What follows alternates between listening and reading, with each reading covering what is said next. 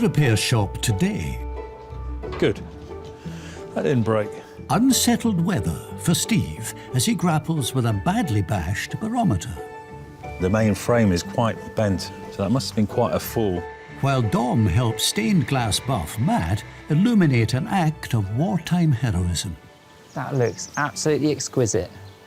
Really happy with that.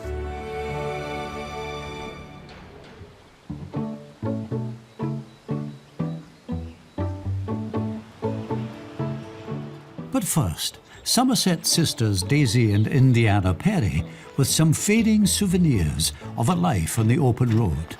Their dream is that Master Saddler Susie Fletcher can help them go the extra distance. Hello. Hi. Hi there. Hi. What have we got here?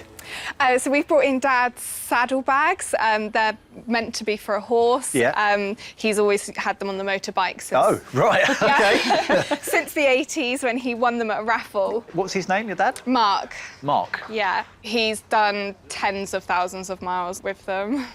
Mum and Dad are bikers, aren't they? Okay. Oh, good. Lovely. Yeah. Early 90s it was. They did a trip from Land's End to John O'Groats. Lovely. Bike each. Wow. With these saddlebags and not really much else with them, and they just managed to cram in That their... just sounds like the dream, their doesn't it? travels. Sounds like a dream. God. Yeah. Both myself and Dom ride bikes. Oh, really? So we can really Can understand relate. the passion for I've doing never that. ridden anything like that. That was a long old way. Yeah. And does your dad go out on his bike regularly? He's not got many years potentially left of riding a bike. 10 years ago, he had a serious motorbike accident, which left him with a frontal lobe brain injury.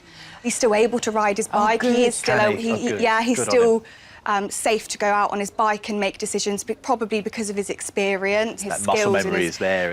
It's still there. He's still a really safe rider. Yeah. The brain injury is sort of leading him down the early onset dementia track. Right. So we really want them to be repaired so that he can get out and use them again before he can't do that life anymore when that is his whole life. Yeah, definitely. Yeah. It's just a precious time. The time he's Yeah. got left to ride Yeah. this bike is Exactly. just every day counts. Yeah.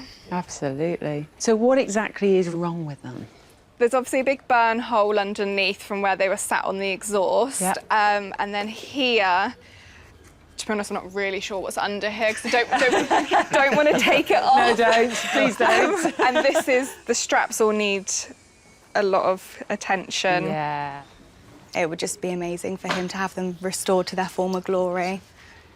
The way that he's been affected with his brain injury would defeat a lot of people. Yeah.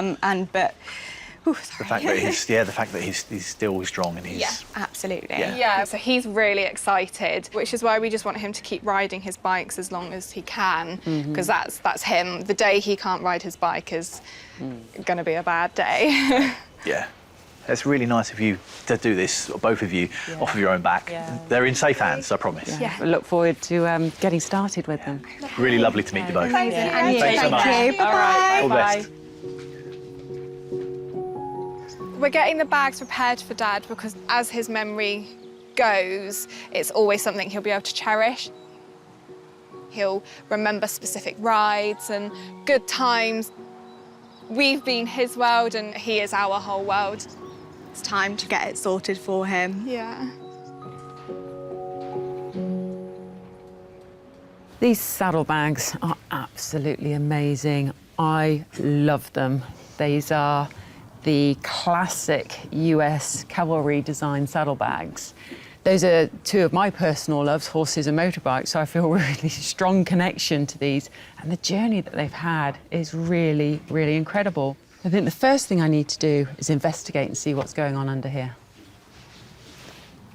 Mark has used some epoxy as well as the tape. So I'm just going to remove the tape from the epoxy, try and keep the surface leather intact.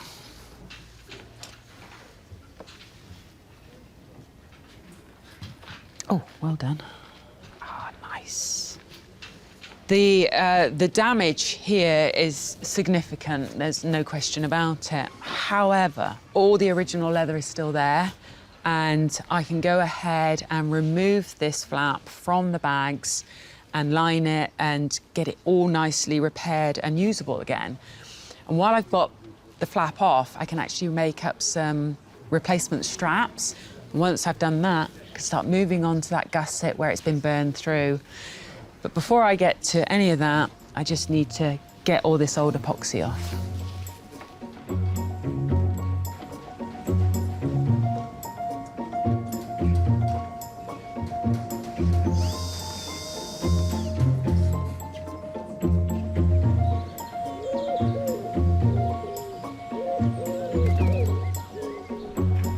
The barn's next visitor is Ben Chaffe from Hampshire. He's hoping the mechanical know-how of Steve Fletcher can restore the memory of halcyon childhood holidays. Good morning. Good. Hi. You all right? Morning. Good to see you. Likewise. That's nice. What is that, Ben? This is, I believe, a 1940s, 1950s barometer. Well, you're not old enough to have that brand new. I'm not, Who did no. it belong to? This belonged to my grandfather, and he'd be able to predict what the weather was going to be. Magic when I was a kid.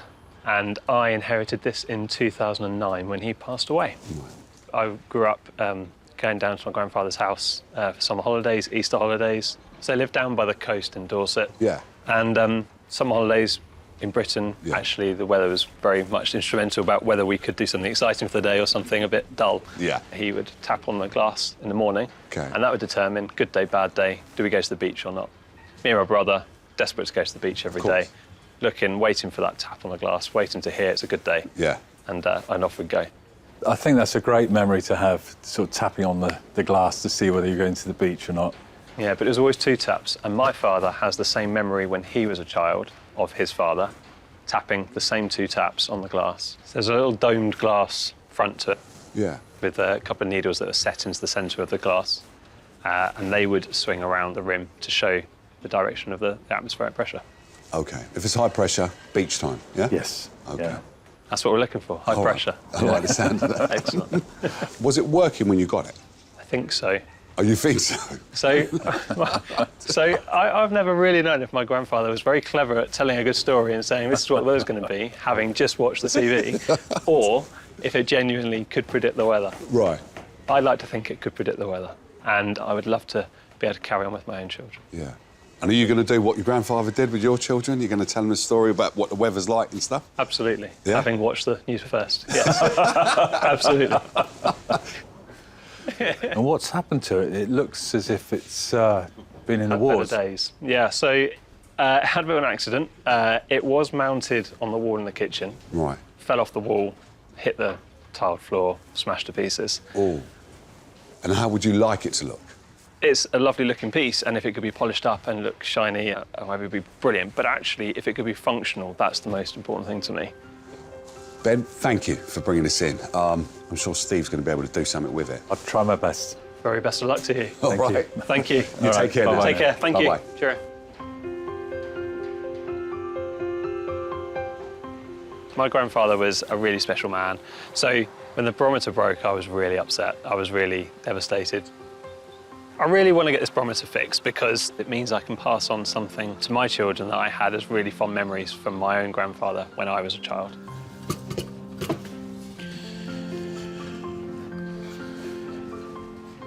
With these barometers, the main part inside is the vacuum chamber. It's the part of the mechanism that makes the hand move to the correct pressure. And if the vacuum chamber has punctured, then I'm going to be up against it, trying to get a replacement. So I'm going to try and take this apart now, and fingers crossed. Right, I'm just going to prise the bezel off the front, which should release everything.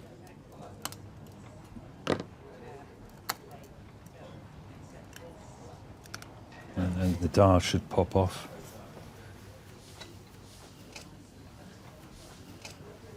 And inside I can see that this mechanism is quite bent, but the vacuum chamber is intact, which is great news.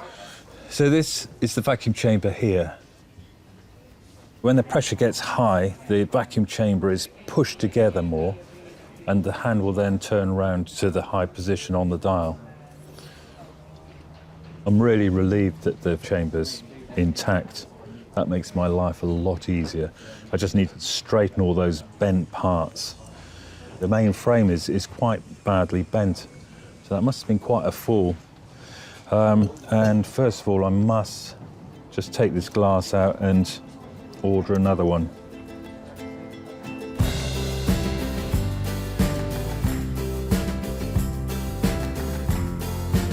On her workbench, Susie's taken apart the leather saddlebags that were on the road to nowhere.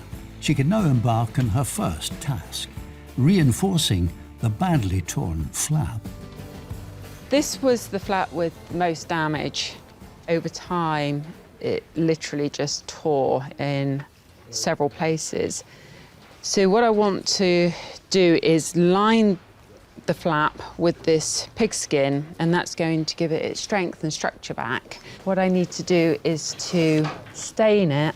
This is the sort of dye that is permanent, and you generally want to put on 2 or 3 layers so that you don't show any marks. You don't want it to look really streaky or anything. So I generally go on a diagonal first. Leather comes in so many different colours that if you have a neutral leather that you're able to dye down, it gives you much more flexibility, and your options are endless. I just need to let that dry.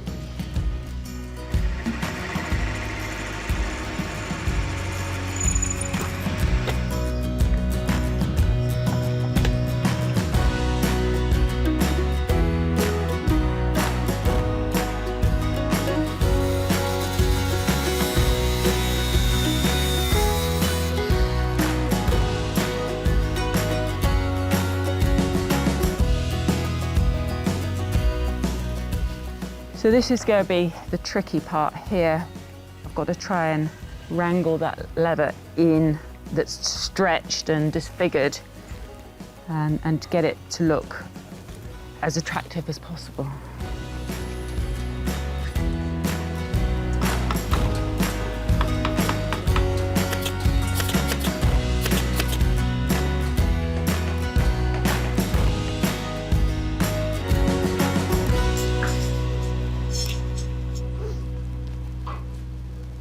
I just need to let that fully cure, and then I can trim it up, ready to sew together. In the meantime, I've got to address the straps. Several of these straps are broken or in fact missing, and those that remain are in pretty poor condition. I figured probably best thing is to replace all of them. I've got this leather here, which is actually a pretty close match to what the original colour was, and I can then, once they're made up, tone them down to try and match this years of use and all the elements it's been exposed to. So I just need to cut this strap to length.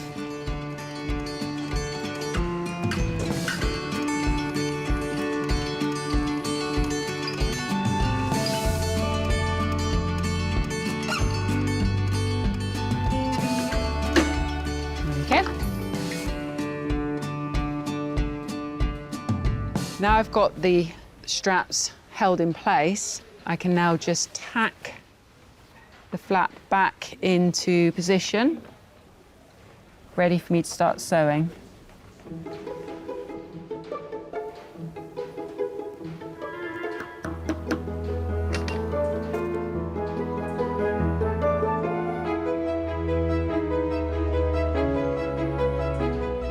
After this one, I have the other side to sew on, and that'll be the flaps back in position, and it will start looking like saddlebags again.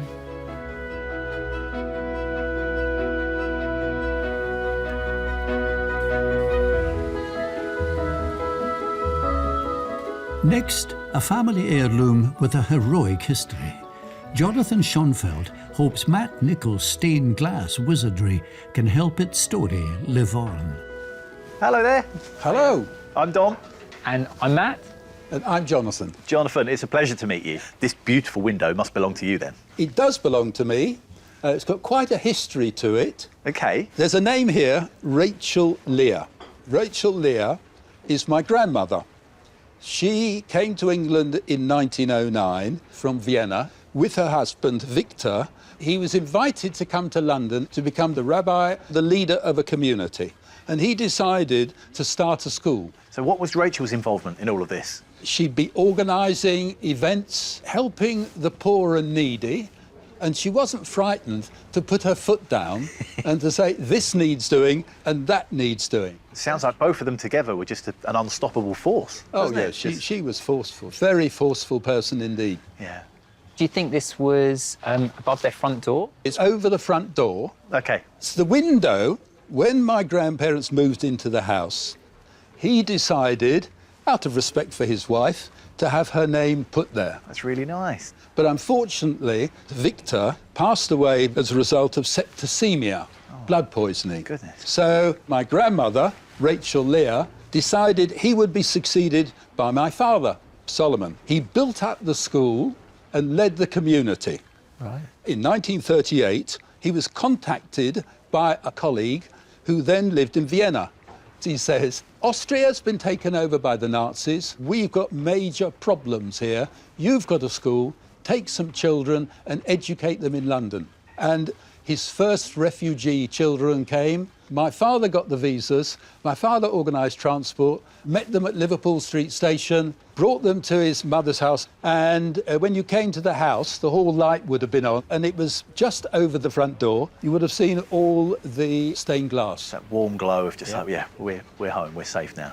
And my father either slept in the attic on an armchair, or another story goes, in his car, because there just wasn't room for him.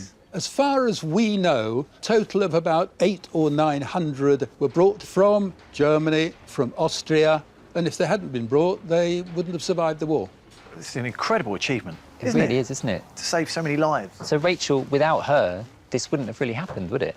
No. No. When I got married and our first child was a girl, I called this first daughter Rachel Lear. Oh. So I'd like to give it to the younger Rachel Lear to remind her and tell her children, this is the person I was named after. Amazing. An incredible history to this beautiful window. What do you reckon?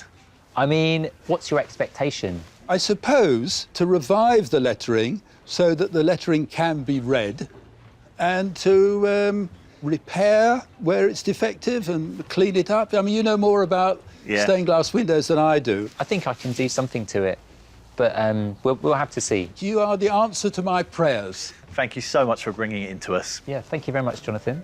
Thank you both very much. Lovely to meet you. Cheerio. All right. Bye-bye. See you later. The window, to me, represents the passing of generations. So to pass it on to our daughter, who is named after this lady, to remind her where she comes from, and that if she works very hard, she'll be able to achieve a lot herself.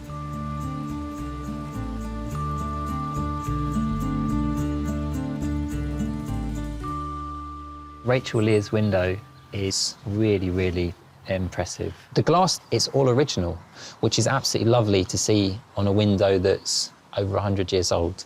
So to start with, there's a lot of dirt on the surface of this glass, and it's a very meticulous and careful process of cleaning. Once I've done that, I'm going to then take the windows out of their frames. That way, it means I'm going to better be able to access any of the damaged glass, and also I'll get a real sense of the structure of the window. What I need to do first is I need to clean the Rachel Lear lettering. I'm using a very dilute mix of acetone because I know that that's not going to damage it. Hopefully, I'll be able to take some of the varnish off and some of the dirt off, which is causing the discoloration. I can just about see remnants of gold paint over the top of it. So there is the possibility that this was actually painted gold at some point. And actually, I can see when it's wet that the gold underneath is really shining. Fingers crossed, it's going to come up nicely.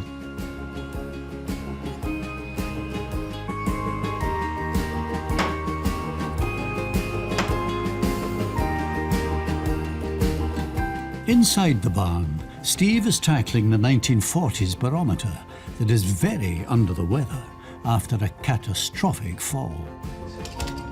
The bent outer bezel needs straightening. Good. That didn't break. But his most challenging repair will be the mangled inner mechanism. First of all, the shaft that holds in place the weather-predicting needle is badly misaligned. I need to bring these two parts together to stop this shaft from going up and down like that, and it could sort of go up so high that it would come out of its pivot. I think I will just try and straighten this bottom bar up here first, then I'll straighten the top one afterwards.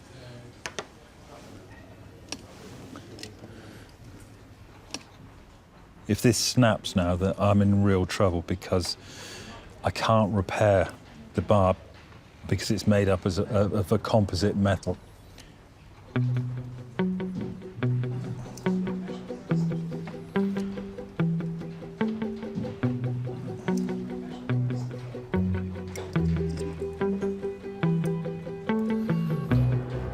That is actually straightening up all right, which is a relief. I'll just do it a little bit more. Whenever I do something a little bit more, there's always a chance it's going to break then, and I think, should I do it a little bit more, or should I just leave it? But I'm going to risk it.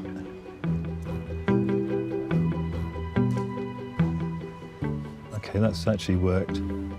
I'm just going to now bend that top plate down. I don't usually work on barometers, but there are very similar parts to clocks in certain ways, and I'm quite comfortable at working on them because they are actually quite simple mechanisms. I'm going to now realign the rack, and the rack is this device here. I think the bash that it had completely put it out of alignment. So this rack here actually drives into this little pinion here, and it's at the wrong place at the moment. So I'm just going to lift it out of the way slightly and move it over and put it back there. That's looking nice and even now. So hopefully this is all going to work absolutely fine now. I'm just going to move the part of the mechanism that is altered by the pressure going up and down. And what that does is just move that rack one way or another. And because the rack is driving the wheel that actually is connected to this shaft here, and that's where the hand sits on there. So as it turns, the hand will go over one way or another. So it will just then show you where the air pressure is. Good. I'm just going to pop the hand on.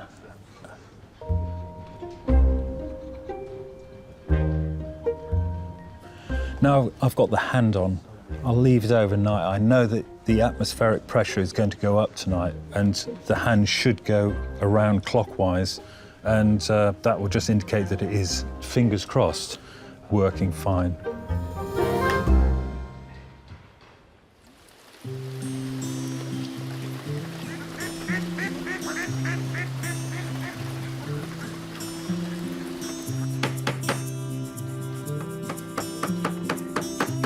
On Susie's bench, the leather saddlebags are almost ready for the road. Her final job is mending the area that fell victim to the fierce heat of the bike's exhaust. So I'm sewing this patch on the wrong way round to begin with, right up against this piece of piping here, so that when it folds back, it's going to look like it's part of that original seam work there.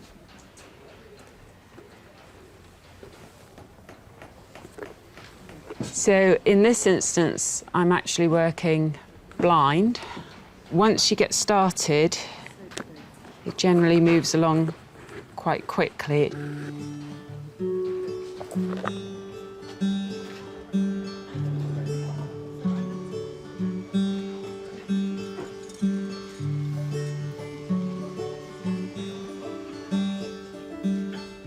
Okay, so I've got that stitched, and now I can just trim off this excess leather here.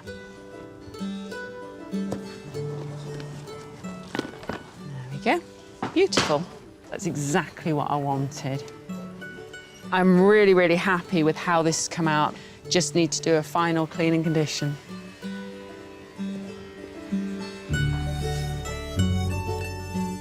These tattered saddlebags ventured far and wide with their intrepid owner before an accident saw his biking days numbered.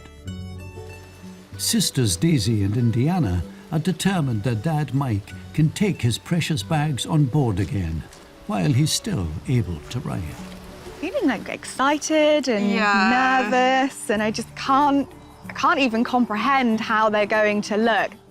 It's really important to Dad, and to give these back to him restored and to be used again is going to be really special.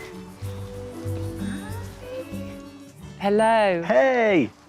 Good to see you both again. Yes, good to see you. Looking forward to seeing what we've been able to do. Yes. Cannot wait, can So we? much. I'm so excited. Yeah. What are you hoping is underneath that blanket then?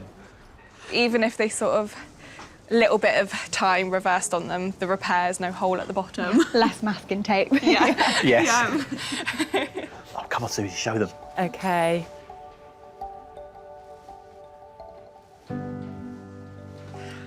Oh my God, they're like a completely different colour. Oh wow, they look amazing. They do. Wow. Oh my God. Oh my gosh, we've got no. They've got There's no glue. There's no masking tape. No, that's... It's all gone. We've got no holes. That big hole in the bottom now has gone as well. Yeah. Yeah, Could it's never completely tell. gone. They look incredible. Thank you so much. They do. They are amazing. You can see how much hard work and effort you've put into them. I cannot thank you enough. It means so much. Honestly, I've loved every minute. Dad is going to be so happy, isn't he? Yeah. Yeah. I think the memories are just going to flood back, aren't they? Absolutely. Yeah. He's going to love them. Yeah. He's going to be so happy. That's how we remember him, being happy on the bike with these on adventures, and I think he'll feel like he can do that again. It's been really important to us. Yeah. Yeah, I cannot wait to see him as happy as we are. I cannot wait. Thank you so much for your help. Bless you. Yeah. It means the world to us. Yeah. I can see. I really can see. So it's lovely. Thank you so much. Thank you. Thanks, Take bye. care. See you later. Bye. They look amazing. I'm beaming. I'm so happy. The connection that it's going to give Dad, his long-term memory is the one thing that he's still got. For him to just go back in time to when he got them and the adventures that him and Mum had together at the beginning, he's going to remember them like they were yesterday. I hope that he'll go on adventures again because he still can, and I'm hoping it will spur him on, won't it? Yeah, absolutely.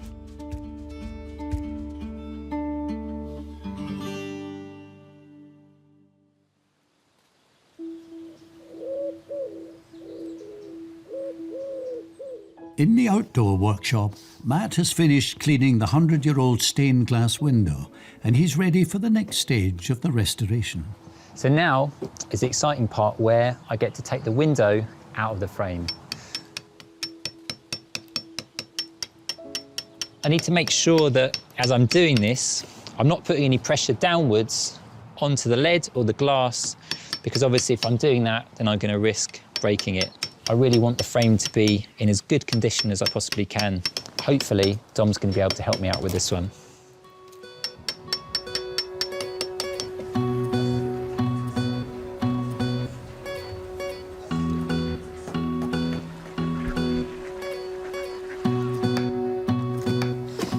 There we go. This is very exciting. Can't wait to start work on this window now it's out of the frame.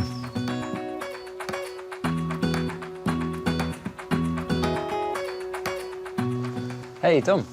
Matt, how's it How's going? it going? Well, I've got this for you. Wow, OK, you got Yeah. the glass out. Yeah, I've got the glass out, but if you're able to just take the putty out and then just give it a new lick of paint. That should be fine. I could chip all that out of there, give that a good sand down. Big Yeah. question is, what colour? It's black on the other side, which was the front of the window. If this is going to be maybe put on a wall or somewhere like that, so maybe just keep it black, have it for continuity, having it all the same colour. Yeah, I think so. Nice, yeah, classic. OK, cool. All right. Brilliant. Thanks, Tom. Thanks, mate. Structurally, actually looks OK. The real bulk of the work here is going to be stripping this back to reveal this beautiful wooden frame. It's under there, I just need to find it. My weapon of choice is a heat gun.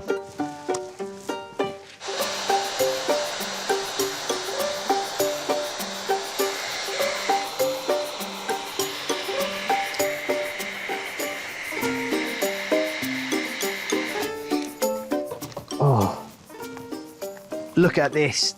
I can see all the beautiful carving details that are hidden underneath all those layers of paint. This is going to look beautiful once I get all this out of the way. Starting to really get a feel for these windows now that they're a little bit cleaner. The shapes are really starting to stand out in all the patterned glass. Fortunately for me, none of this textured glass here has got any cracks in. Now, first of all, I've got these 2 pieces of glass which are badly cracked. It's really coming out, so I'm going to have to put a new piece in that's going to be nice and secure.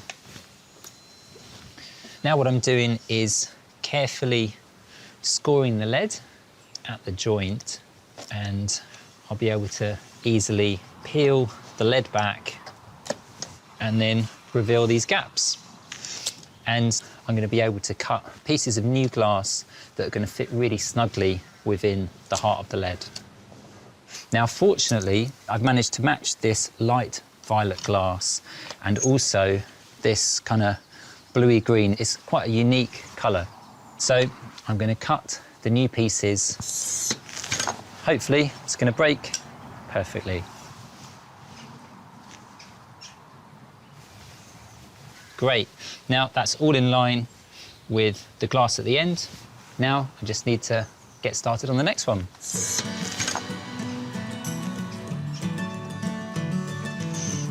Bingo. All I need to do now is put the perimeter lead on and then start soldering the window back together. Right, here we go.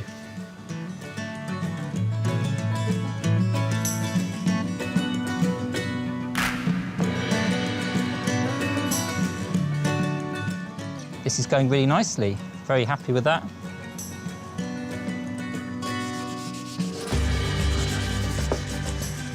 You know what? Sometimes the simplest things are the most rewarding.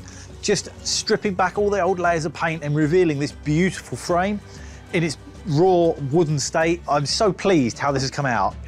It does leave me with a little dilemma now, though. I know Matt has asked me to paint this black, but this looks so nice. I don't want to paint it. I might just stain it down ever so slightly, give it an oil, and just leave it in this beautiful original wood. I mean, that is what it would have looked like, so I quite fancy putting it back like that. I think Matt will be okay with it. I mean, how could you not? Look at that.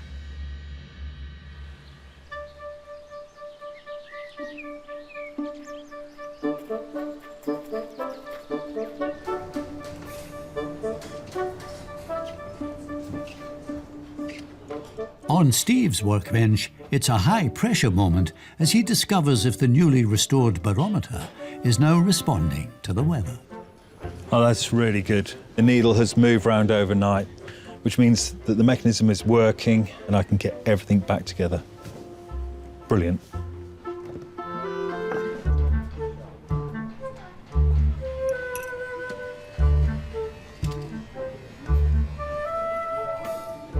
Good.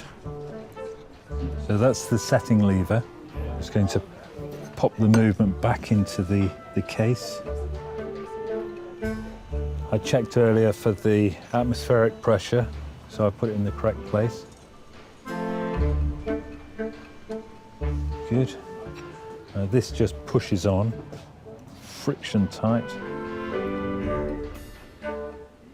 It's almost there. I've just got to be very, very careful that I'm not going to break the glass.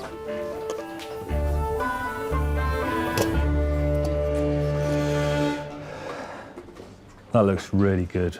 I'm very happy with that. Ben's going to be so happy, especially when he comes up and gives it a little tap. For Ben, Watching his grandfather consult this barometer signalled good times ahead. Now he's back at the barn with his son, hoping to pass on those traditions. Since dropping the barometer off here, I've really been thinking a lot about my grandfather. Lots of really happy memories from when I was a child, enjoying the summer holidays with him. Right. How you doing, Ben? Hi, good to see you again. Yeah, very good to see you. Who have we got? It's my son, Nathan. So, Nathan, has Dad told you about this barometer? Yeah, he's really excited. You excited? Yeah, I am. My dad has really fond memories of this. I have fond memories. Yeah. It would be lovely for my son to have some memories of it and then to pass on to future generations. I think that's really important. That is very important. Do you want to see it? Yes, please. All right. You ready, Yes, Ben? please, yeah. Oh, wow. Wow. Wow, that's fantastic. Oh, that's so good. Oh, that is brilliant. Thanks. Thank you so much. It's a real pleasure. That's the dream. That's fantastic. You'll know when to go down to the beach now. Oh, thank you so much. This brings back a lot of memories. That's great. Yeah. I've never really met my great-grandfather, and it's really nice to have something in the house. That was his. Yeah, that's a nice thought. Ben, this is yours to take home now. Thank you so much. Is that all right? And thank you so much, Steve. Really appreciate it. You're more than welcome. Thank Enjoy you. it. Take care, Nathan. Steve. Bye-bye now. Bye. Bye. Absolutely thrilled. Yeah, really, really happy with that. I couldn't be happier. It's perfect, exactly as I remember it. Yeah. Especially my great-grandfather would be just thrilled and really happy to see the thing working. Giving the double tap on the glass brought back so many memories of when my grandfather used to do that in such a unique little way. It was wonderful to be able to emulate that again.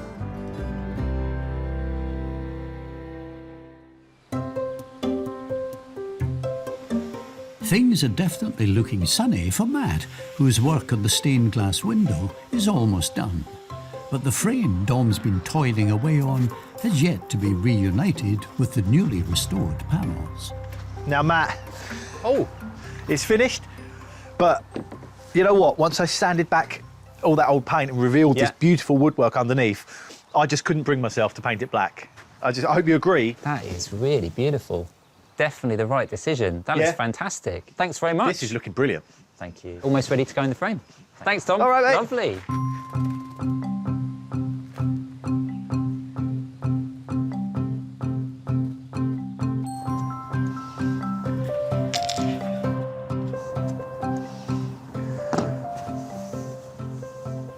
Oh, that looks absolutely exquisite.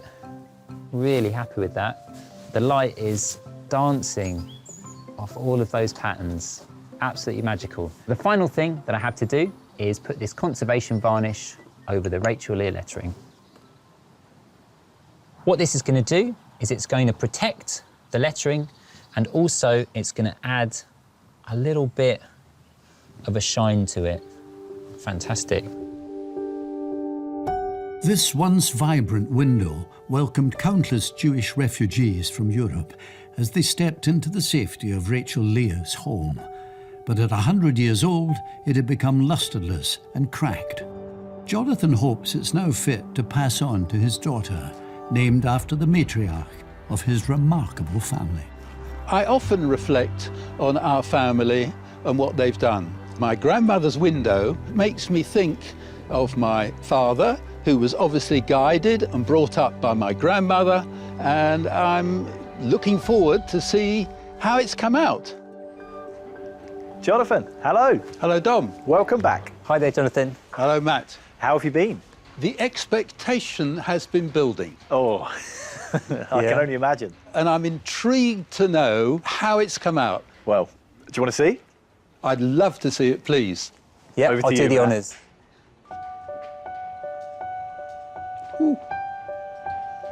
Goodness gracious me. That is impressive. Whew. That is really impressive, Matt. Thanks very much. I wanted to keep as much of the original as I could. Well, the glass is shiny, and of course there are no broken bits at all. The lettering is there, clearly readable. Yeah? Well, I'm glad you think that. And the frame has been polished beautifully. I'm glad you like it. I'm relieved. Yeah. Really first-class job. It's lovely. It really is lovely. It is a nice representation of all of the hard work that your father did. It reminds me of him and much of the rescue work that he managed to do before and after the war. What do you think Rachel's going to say when she sees it? I think she's going to be very impressed. She can put it in her own house, and this will go in the conservatory so that the sunlight can shine through the coloured glass. It's going to look outstanding. This brings her great-grandmother to life. It's an important window, isn't it? This is where it all started. Excellent, really good, gentlemen. Well, Jonathan, thank you so much for bringing this window in. It's been such a pleasure working on it. I'm most grateful to you, gentlemen. Thanks very much indeed. We'll get it packaged up and bring it out for you. Lovely. Cheerio. Bye-bye. Having seen the work that's been done to the window, I really feel elated. The restored window reflects what Rachel Leah stood for. It's got a young freshness to it that she certainly had. It's been worth waiting for.